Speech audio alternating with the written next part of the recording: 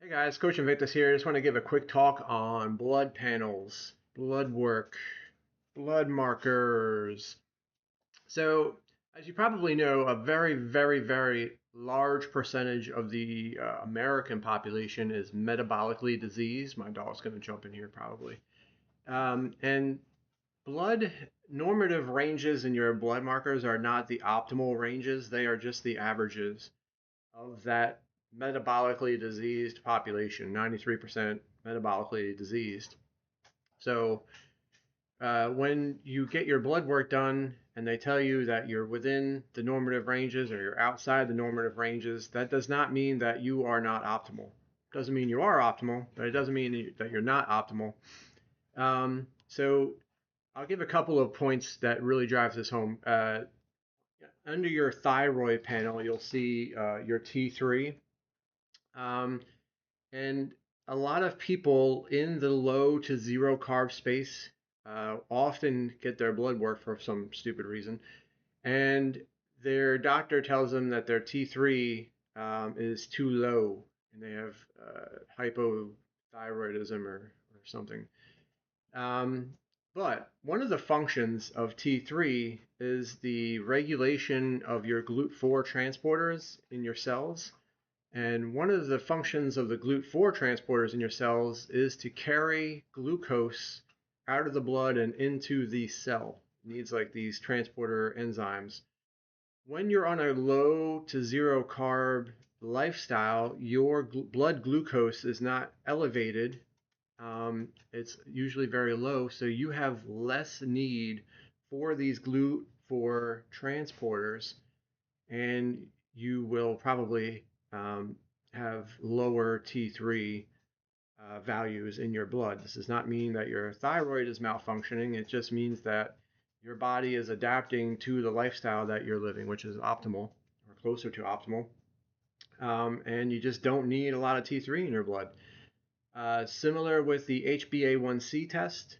HbA1c tests very inaccurately and out of context the level of glycation in your blood in your red blood cells. So glycation is the non-enzymatic binding of sugar to protein in this case, and HbA1c is they're assuming a lifespan, a red blood cell lifespan of 120 days.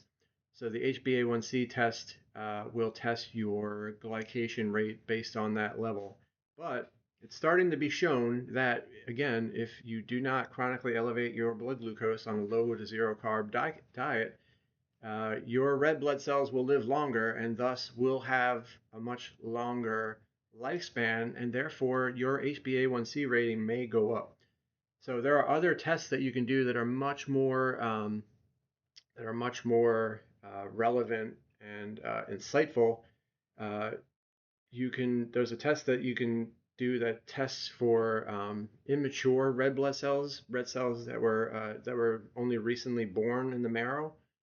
Um, Gosh, I'm drawing a blank on what these are called.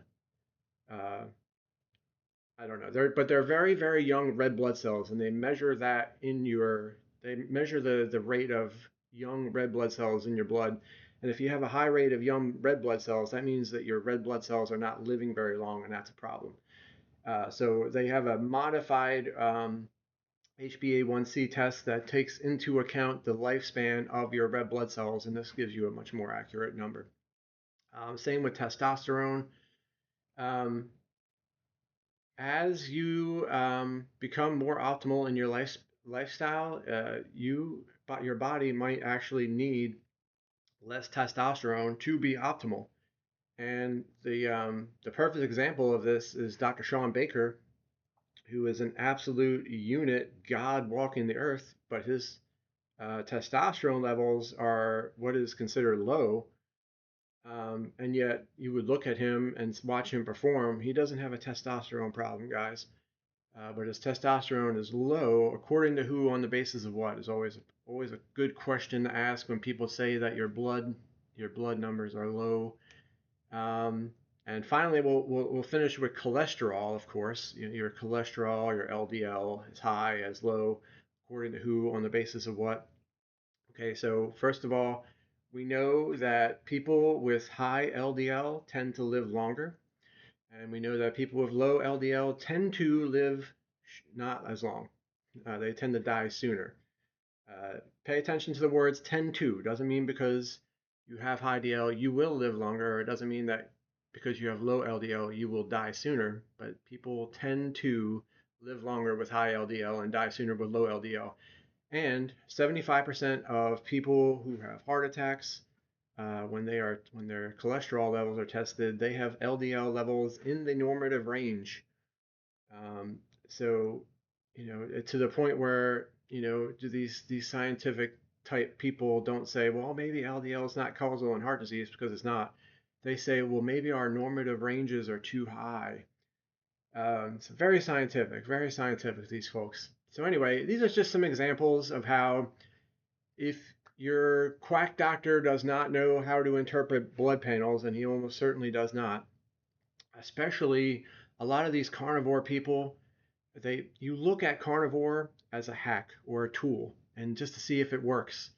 And then oh, it's working, and then suddenly it's not working. And a lot of people say it's not working because they go and get their blood work done, and their blood work is misinterpreted as them being as them failing. Their HbA1c might be up, or their T3 levels may be low, or these are the kinds of things that they're running into. And they're like, oh my God, I gotta run back, I gotta go back to carbohydrates because they don't know how to interpret blood panels. They don't know how to contextualize the readings in your blood panels. And the most important thing for you to understand is that how you feel is much more important than what some numbers on a probably inaccurate blood panel tells you.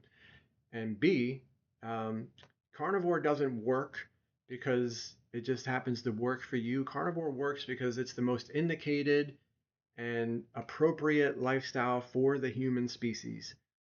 So if your blood panel numbers are off, consider how you feel. If you feel great, ignore them. If you happen to feel off and your blood panel and you do a blood panel and it says this or that, or even if you just want to, like, even if you just feel off, usually these are very, very simple issues to rectify with simply by adding more fat or taking away fat or usually a lot of people have a caffeine problem. A lot of people in this space are drinking energy drinks with artificial sweeteners and high acidity and preservatives and all kinds of things. Um, One thing that I notice, and I say this all the time, the more I restrict, if I restrict one thing and I rectify an issue that exposes another issue, and my body's like, all right, rectify that right now. I want this gone, and it just eats at me until I figure it out. And it always comes down to eliminating more plant and unnatural things. So if you're having issues on the carnivore lifestyle, it is almost always something that is easily fixable. It usually involves undereating or undereating fat, overeating protein, or consuming contraindicated substances that you might be 95% carnivore, but those 5% non-carnivore things are just completely causing haywire in your system, and you just have to be honest and don't lie to yourself, and you have to decide if you want to continue with those issues or if you want to get rid of them. You have to get rid of the contraindicated non-foods that you're consuming. So, very important to understand blood panel normative ranges are not optimal. They are the average of a very, very sick, uh, chronically ill population, widespread chronic illness, and metabolic dysfunction. So, being in the center of that, within the average of that population is not something you necessarily want to strive for. And your numbers will be different depending on the lifestyle you're living. And if you're living an optimal human lifestyle, then your numbers are probably optimal.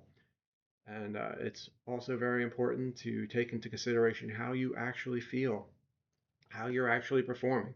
So thanks for watching, and I will talk to you again soon.